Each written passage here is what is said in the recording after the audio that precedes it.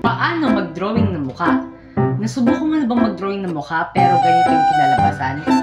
Well, nangyayari yan kapag nag-drawing tayo nang hindi tayo gumagamit ng grid o kaya naman yung mga apps na makakatulong sa atin para maging accurate yung drawing natin sa reference. Pero, paano nga ba mag-drawing ng mukha na hindi gumagamit ng grid o mga apps para maging accurate yung drawing natin sa reference? Well, meron tayong tinatawag na guidelines.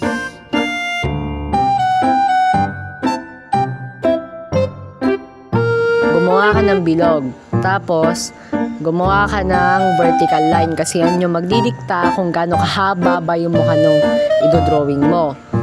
Tapos, gumawa ka naman ng horizontal line para yan naman yung kung gaano kalapad yung mukha na idodrawing mo.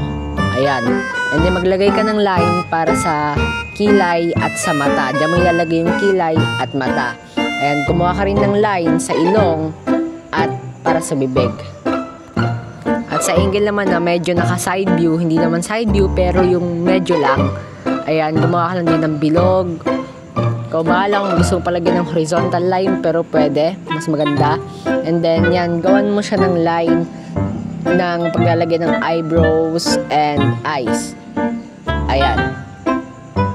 And then next, ito naman yung angle naman na to is naka-side view naman siya.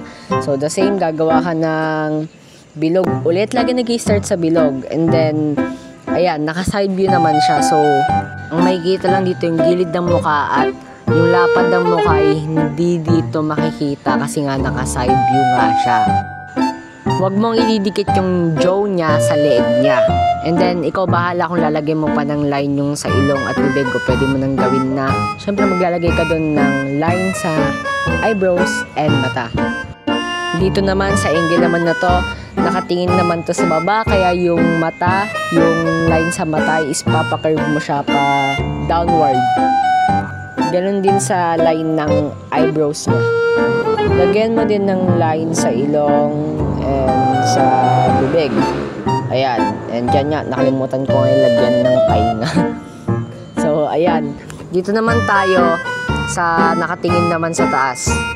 Dito naman, kung sa nakatingin sa baba, kinerve natin siya pa downward. Dito naman, pa-upward naman yung curve niya, yung sa mata, yung line ng mata.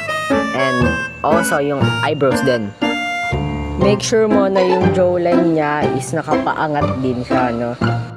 Pati yung nose dapat nakapaangat din kasi nga nakatingala nga siya. Pati yung ngiti, yung bibig pala.